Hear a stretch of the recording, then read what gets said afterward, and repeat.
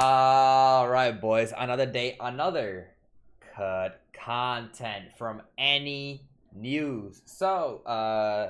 This is recorded on a different day. We already reacted. Obviously, if you're seeing this, we already finished up the episode of the break time. But we got AniNews, man. We got some AniNews. Then we got Ekana. We still got some stuff here to finish up and wrap up season 3. So let's get into it. Today we have Al's secret power we didn't get to see in the anime.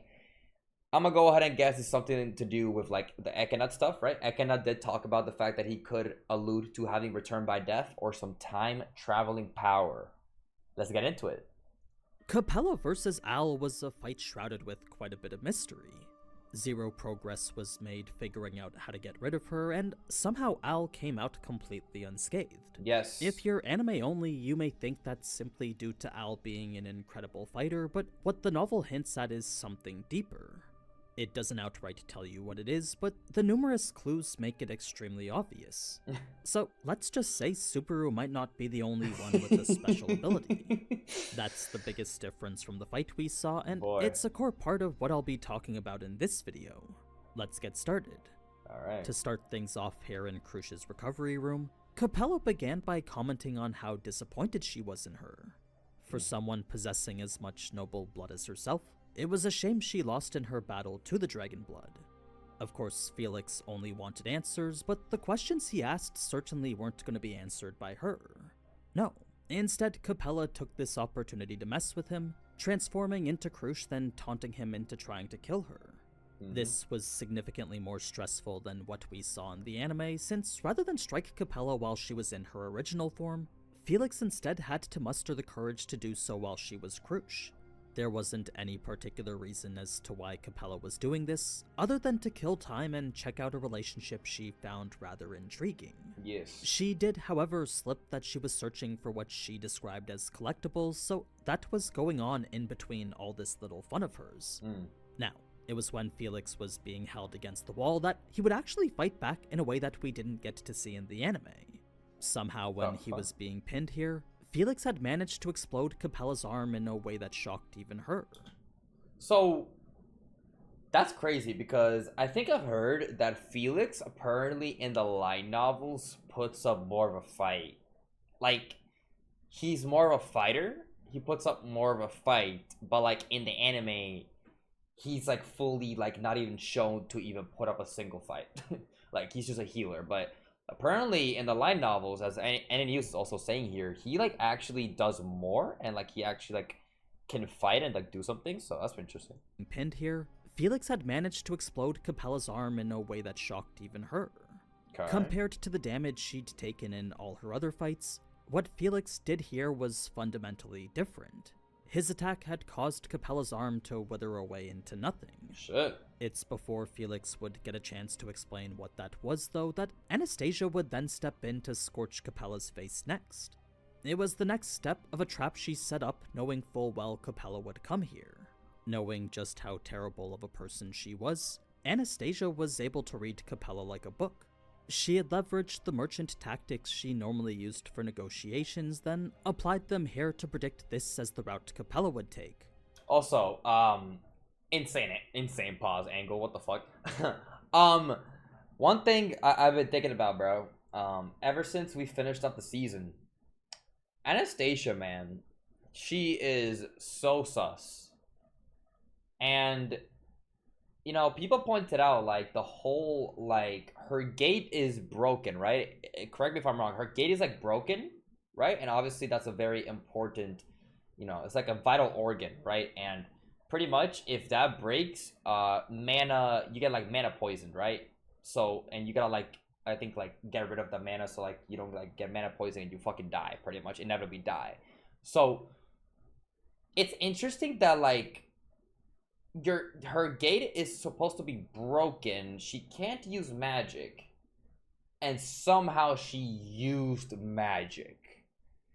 Now, I have no fucking clue, like, I have no fucking clue how that even, like, is possible. Like, I don't know if it's like someone else. Like, I don't know if it's someone else. At first, I thought it was Capella herself, but then Capella appeared right after. So I was just like, it's not Capella as Anastasia. So like, I don't know. It's just weird though. She has some very weird behavior here. Very weird. Definitely the main thing obviously being the fact that her gate is cooked. So like, if her gate is cooked, how is she able to use magic? So I don't know. Then applied them here to That's predict weird. this as the route Capella She's on the would sus take. list. Sus list. This was one of the core practices of being a merchant, since winning there often meant not letting your opponent do what they want, all while managing to do what you want. So it was essentially the same concept, just applied to the battlefield. Needless to say, Capella wasn't very happy, but before she could transform Anastasia into the worm she envisioned for her, she would instead find herself falling all the way down to the sewer network. It's here we get to see the true fight begin, bringing us to the showdown between her, the Archbishop of Lust, and Al. Much of their initial conversation was exactly as how we saw in the anime, except Capella would be a lot more heavy-handed with her provocations. She would start with the typical lust-filled comments that she usually did, only to get shut down as Al wasn't willing to go along with them. His approach was far different to those who Capella was fighting up above. I mean, the guy really sold the idea that he didn't want to be there right now. Al then tried to blame her for such an inconvenience, leading Capella to point out all the things that weren't her fault, specifically the flooding of the city and the murder of those on the council. Al would of course deny any involvement, but Capella's attitude towards that led him to realize something about her was different. You see, in comparison to the archbishops he'd met before, the way she acted just wasn't the same somehow. Capella would then refer to each of her acquaintances in the most vulgar way possible, confirming the notion none of them were allies. Shortly after, she would make her first attempt at courtship, since no matter how much she was pushed away, Capella was the type of person to fixate on a love that persevered through everything. It was a one-sided desire to steal every bit of affection from someone. Her own twisted perception of true love. That's it's her. For this reason she's able to transform into the ideal form others prefer, since that's her way of expressing that love. She's able to see a person for everything they are on the outside, then devotes her entire being to satisfying the subtle needs that person expressed.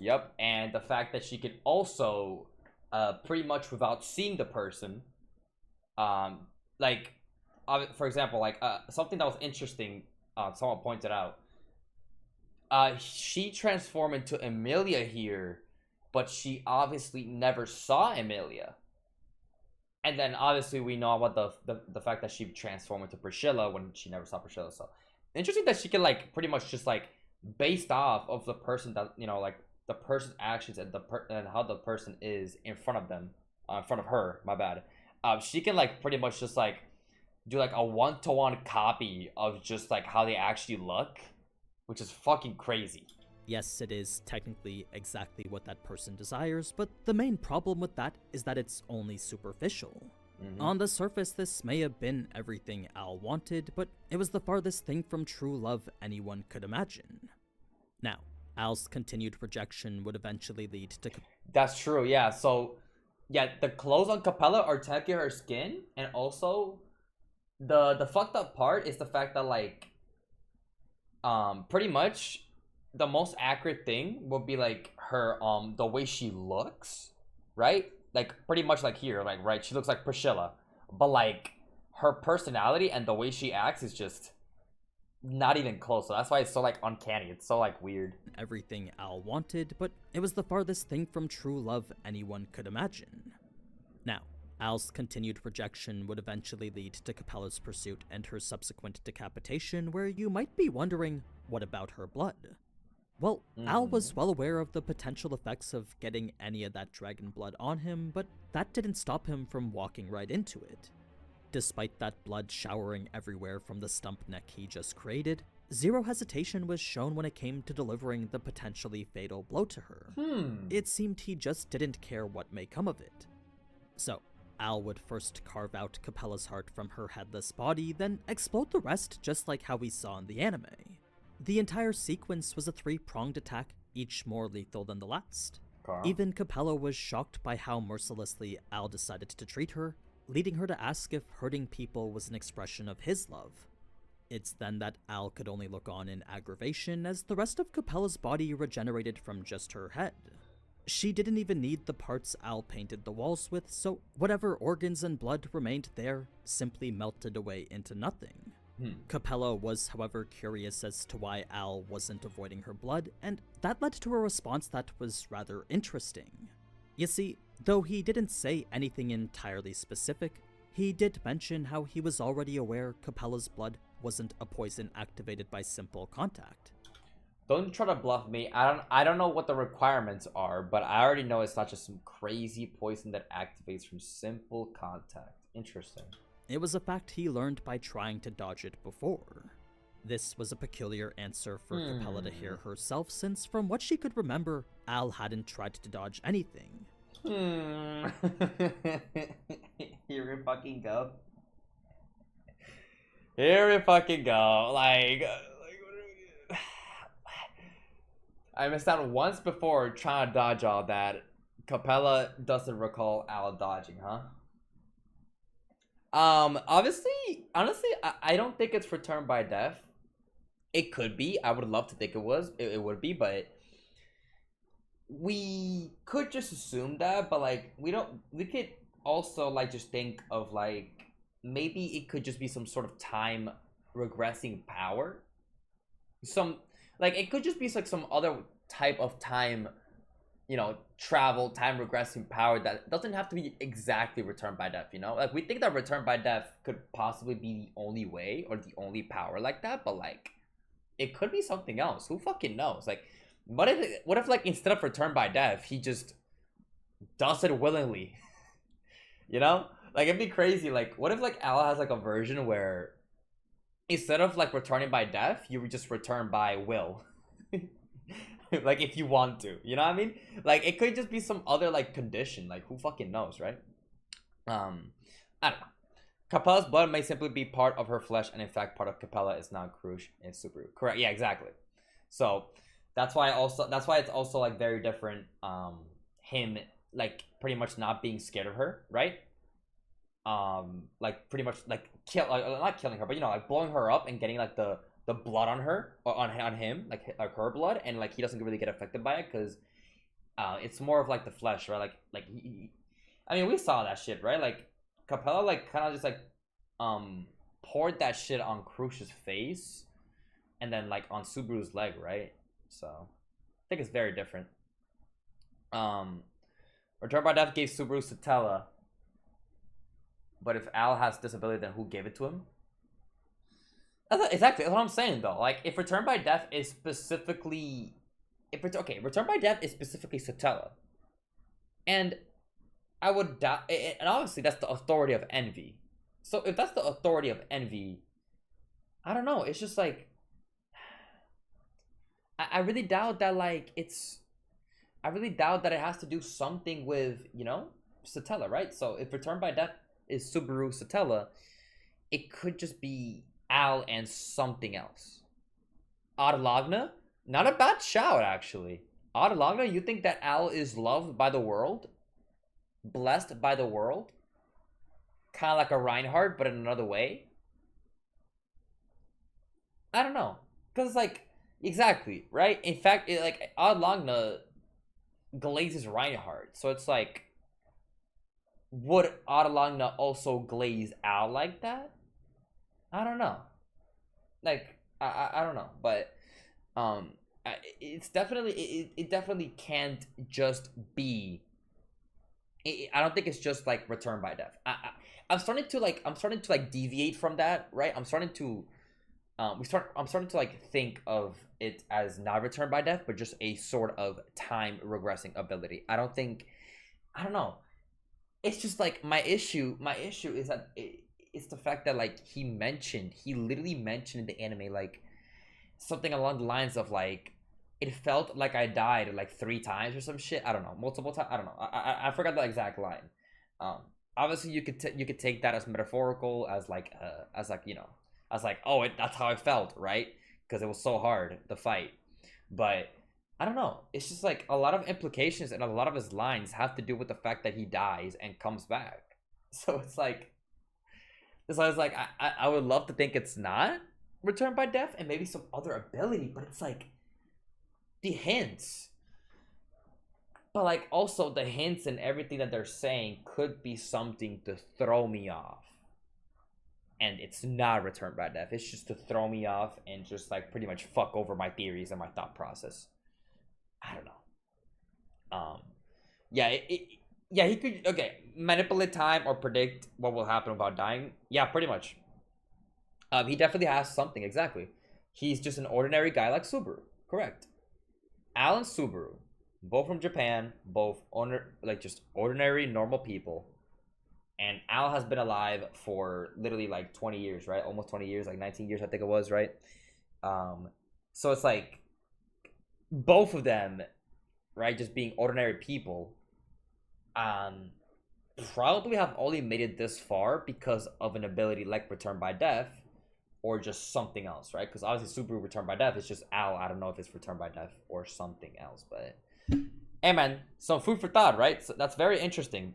Again, he just keeps alluding to the same thing. He keeps saying the same thing, like, you know, like, oh, like before, or like it felt, or like, I don't know, I've died multiple times. Like, I don't know, shit like that, man. I forgot the line that he said with the Ekina video already, man. I might need to see that again. Like, remember the Ekina video? Like, he said something about like dying, like, was it 100 times? I don't know what the fuck he said in that. I forgot what the cut content, like what that line specifically said, but I might have to like go back to that eventually. But pushing 50. He's pushing 50. That's what it was. He's pushing 50. He's pushing 50 at this point. Yeah, exactly. That's see what I mean? See what I fucking mean? Like, I don't know. People started saying age in the chat, and like it felt like, I don't know. Yeah, he's 50 years old. Yeah, like the entire chat was like saying age, and it could just mean age, but like, I don't know, man. It's just like so sus, because like the pretty much the entire like lines there alluded, like it literally just like pretty much screamed Return by Death. He's talking about like pushing 50 deaths, but it could just be age. But like the entire like lines were literally have to do with like life and death. So it's like weird that like I don't know where he just says pushing 50, but it could also have some sort of correlation, just because like, oh, the fights are so hard and shit, and like it's rough on me because I'm pushing 50. Something like that, you know? I don't know. But again, Al will always be #1 on the sus list. We know this. We know this, all right? Mr. Al here will always be #1 on the sus list, okay? Contact. It was a fact he learned by trying to dodge it before. Rough. This was a peculiar answer for Capella to hear herself, since from what she could remember, Al hadn't tried to dodge anything. It was then that Al would mention how that was from a time she wouldn't know about. Talking about a time you wouldn't know about. See what I mean? See what I fucking mean? See what I mean, bro? Like, I don't know. Who fucking knows at this point, man? He's like late 30s, maybe early 40s? Like, that's... Okay, see what I mean? That's my thing. I swear he was not confirmed to be like 49, no? Isn't that like false? Like, I could have sworn he was like some other age. Like pushing 50? Like pushing 50 would be like literally near 50 years old, but... I don't know. I don't know. Again, I still don't think that line has to do with the fact that he was pushing 50 years old. I would love to think that he just died many times. So... he was teleported to this world about the same age as Subaru. Oh, see? Right. Good. Yeah. In the cut content, which code translations, right? And just AniNews. It was mentioned that he was like his age, right? Subaru's age, and then he got transported here, and he's been here for like 18, 19 years, right? 18, 19 years. So he's not pushing 50. Guys, he's not pushing 50. He's not, right? Like, he's not. Like, late 30s. That's it. So I would have called that pushing 50. That's just pushing 40. Man, I don't know, bro. Listen, the chat was like low-key gaslighting me. Yo, the entire chat was saying age in that one video, bro. Was it literally last video, last to cut content? No, episode 14, right? It was like episode 14 cut content, right? The AniNews one. Literally everyone was literally saying, yo, age. Yo, he just means age, but I don't know. Just tap in and mistype pushing 50 in the novel. Is that true? Man, I don't know. At this point, we're just gonna. No. Oh, okay. You're just fucking joking around. Okay. Listen, it's just like, that's the only thing I can think of, man. I deadass don't think that he's. I think he can like die. Yeah, cause like, fuck, dude. I'm stuttering a lot because it's like, I'm trying to think of it as like a time regression ability that's not returned by death, but then it's like, all of the hints and everything that we've gotten so far pretty much is like saying return by death. Like he has returned by death. So like, what the fuck, dude? And then like the Alice Subaru theory, I've low-key calmed down the Alice Subaru theory because people have like given me so many hints. I'm not gonna lie. And like people, or maybe it's like false hints, right? People could be throwing me off, but like people like are pretty much just saying like, yo, there's no fucking way, like it doesn't make any sense. And I'm like, well, fuck, dude, it makes sense to me. Like it could be like a future version of Subaru. It could be a future version of Subaru or some shit, but I don't know how that would work and how the fuck he ended up in this situation. I don't know. Again, just more mysteries, huh? Just more fucking mysteries with this guy. Capella to hear herself, since from what she could remember, Al hadn't tried to dodge anything. It was then that Al would mention how that was from a time she wouldn't know about, possibly referring to something that's much bigger than this. Crazy. It could also be a statement referring to anything, but considering all the similar clues that come next, it's very unlikely that such odd statements would all be coincidence. In any case, the most important thing was that the neck, heart, and body weren't Capella's weak spots. That left only the head, but the thought of continuing the fight left Al exhausted. He was very much over this fight that he didn't want to deal with, along with something else that seemed to be bothering him. Though it's not explicitly mentioned in the anime, it's clear from the beginning something a bit more discreet is weighing heavily on Al too. It's yet another mystery adding to the many currently surrounding him. Yeah, a mystery added to the many mysteries surrounding him. And we also keep hearing about the fact that he keeps telling himself he's pissed, right? Y'all remember this shit? Like, he keeps saying he's mad. He was mad. He was in a bad mood. But why? You know? That's also another thing that we gotta keep in mind. Why the fuck was he in a bad mood? What, because he had to fight? But like, I would love to think it's something deeper than that. Because he had to fight and he was tired of, like, he didn't want to fight. Like, is that it? Like, I don't know. I feel like that's too simple. I feel like it could be something else that we just don't know about, and that's why he's so pissed. Yes. They did reveal the mentor. Yes, we know about Subaru's mentor. However you say it. Yes, they already revealed them. Literally, like, was it like episode 1, episode 2 cut content? It was like a long time ago, actually. It's then that the fight would continue, much to Al's displeasure, since not only was he starting to get exhausted, after the 20th lethal wound, Capella still showed zero signs of weakness. She had recovered from each exactly the same as all the others. Chunks of her body would simply melt away into nothing, while the core would regenerate no problem. Capella would then ask how many more times it would take before he'd actually kill her, a question to which Al would answer with yet another peculiar response. You see, in addition to saying he wasn't sure if even 100 deaths would allow him to do it, he also added how he was already pushing 50. Mr. Ekanut mentioned this. We can look at it again real quick, like, honestly.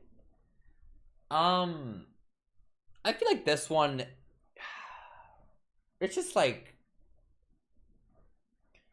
this one right here is like, could be something to throw you off, because yeah, it's debatable whether I'll be able to kill you even after 100 deaths. So like, he's not saying that specifically after 100 deaths of himself, you know? Like it could just be some metaphor, like some metaphorical shit, you know, like just saying it just cause.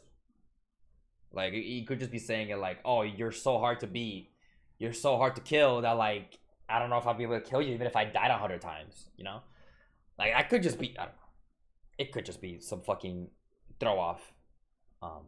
So I don't know. Outside Dragon Blood in her, she was healing like Capella. Yeah, she was cursed. Break time revealed that she was like cursed. So yeah, that would be crazy though if she had Dragon Blood. But like, the Dragon Blood is a curse. Schizo theory. Elsa has Dragon Blood. How the fuck did she get? I don't know. I already spoiled that she was a cursed doll. Is that a spoiler? How's that a spoiler? What do you mean you spoil? Did you spoil that to me? Yeah, she's a cursed doll.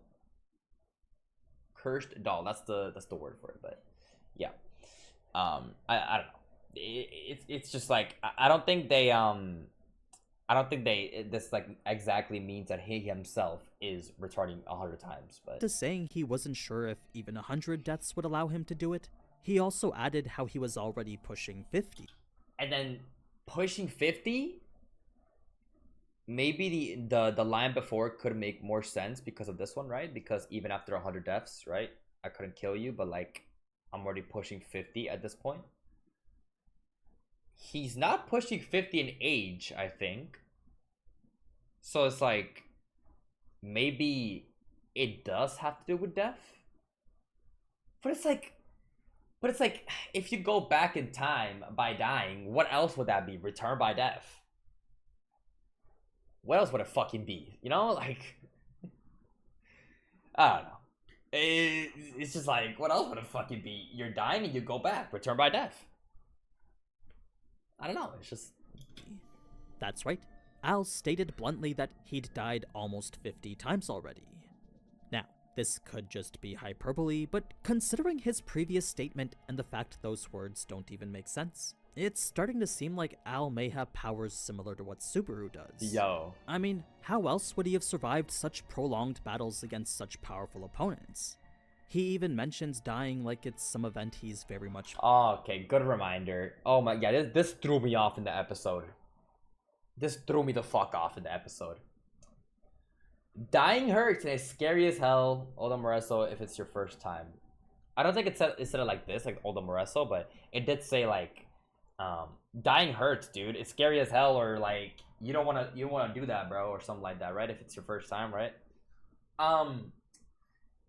It's just like that right there is the weird one, because it's like he's talking about it like he knows what it means to die or how it feels to die. Oh my god, it's just, I mean, it just feels like we're going in circles here. I don't know. I have no fucking clue. Familiar with. In any case, the subsequent trap which would leave Capella crushed was what she considered an act of love due to how thoughtful it was. Yep. The way everyone spent so much time plotting all this for her reinforced her twisted belief that giving attention was the sole way of expressing their love. So, as the tunnel caved in and her body flattened, the only thing Capella could think about was how all this was for her. She couldn't help but blush knowing so much attention was given to her. Now, as much of a hindrance as having one arm was, Al could actually swim quite well. The only problem was his helmet, but considering Anastasia was there waiting for him after, he couldn't take it off to empty the water inside of it. Yeah, okay. First of all, he apparently can swim with like, apparently, he can like swim with one arm pretty well. And two, I think the funniest thing of that episode, the funniest thing is the fact that like, he was gonna, he like did like a motion, right? He was gonna take off the helmet, but he didn't, or some shit. I was just like, yo, take off the helmet, bro. Take off the helmet. Like, low-key, yo, take off the fucking helmet, man. Yeah, Anastasia, go away, want to see his face. Yo, we would have literally seen his fucking face, too. We would have literally seen his face. If no one pulled up, yo, if no one pulled up, he would have literally taken it off. Because, like, obviously, right, like, the water inside, he was gonna, like, probably, like, pour it out, bro. That's so annoying, bro. Once again, Al would hint at some untimely deaths during the process of his. Yeah, and then this line too. We're just going through every line we know at this point, huh? It sort of feels like I was secretly crushed under it all 3 times. Whoa. Whoa. Wait, this is set up very differently. This is set up, wait. Lock in. And the anime subs, it says, if I remember correctly, it sort of felt like I was secretly crushed under it 3 times or something like that, right? Like, it felt. But why does it say it like this? It sort of feels like I was secretly crushed under it all 3 times. It seems way more specific here. Like he's actually saying that he got. I don't know. The wording is a little different here. It feels way more specific. What the fuck is happening here? Escape, then proceeds to recount his battle of attrition with lust. Anastasia's magic would trigger some sort of red flag with Al, then Capella would enter the scene showing she was just fine. Yes. This much we got to see in the anime, but what we didn't see after was Al's inner thoughts taking the situation more seriously than usual. You see, for Al, Capella's power was the worst possible matchup for him. He doesn't explain why he thought that, but he did mention how it would have been better if she just came here to kill them. To him, the worst possible outcome was getting turned into flies or something. It's a threat I assume is dangerous to him for the same reason it's dangerous to Subaru. Luckily, Capella was done with what she had to do, so the 3 of them wouldn't have to fight like their lives depended on it. And that would be the end to their confrontation with lust. I wish I could explain more the influence of the gospel on her, but as Capella said herself, that was simply a guiding tool for her. The decisions she made were hers alone to make. She still had the freedom to choose her own course. Now, how Anastasia knew about it is a completely different question, but I'm very much curious as to why Al was so on the fence about her. There's clearly something else in play between the both of them, and that's part of the story I'm very excited to see come to life hopefully next season. But anyway, that's pretty much it for this fight. It wasn't the longest in terms of content, but it was certainly the most anticlimactic since no conclusion was given for anyone. True. Capella simply retreated and Al remains a mystery. The hints we got were quite telling though, so at the very least it's incredibly likely he possesses some sort of looping ability as well. Yep. We just don't know to what extent. But yeah, that's pretty much it for that, so if you like the video... Yeah, literally just like... literally nothing was resolved in the end, but we did gain some more information on Al. So, you know what? Maybe in the fight itself wasn't much gained, but as a viewer, you gain a lot. What the fuck is Al tweaking about, man? So many lines. So many fucking lines. Just like saying that he can return by death pretty much. Like, it's fucking wild. The most replayed part of the vid is very sus. What's the most replayed part? This? It's probably just the lines that were like said here, right? This is what Capella calls every single archbishop, huh? The tiny dick virgin. Nice. The starving baby faces who don't have a shred of personality. Or the absurd, misguided mental masturbatory spirit. Wow. Crazy. Well, how serious is one? You know, one of those uses scraps of offal. The freakish grudge sow. Interesting. Yeah, whatever the fuck. Yeah, it's just Capella pretty much just roasting everyone. But yeah. Overall, hopefully we get more answers next season. Definitely. We know one thing for sure, and it's the fact that this man right here has some sort of time loop ability. Is it return by death? I don't know. We don't know. But from what he said, it definitely seems like it is return by death, or maybe so similar to return by death, but it's not return by death. I don't know, but hopefully we get more answers next season, or maybe an arc like 9 when I'm like 30 years old and I don't know. Like, I don't know, maybe we'll get answers in like 20 years, bro. I don't fucking know, but that's gonna be it for today's AniNews cut content video, man. Thank you so much, AniNews, for the cut content once again. If y'all enjoyed and you're new, subscribe, leave a like down below. The full uncut version to all of the ReZero content will be on the Patreon. As always, have a good day, and I'll see you guys next time. See you guys.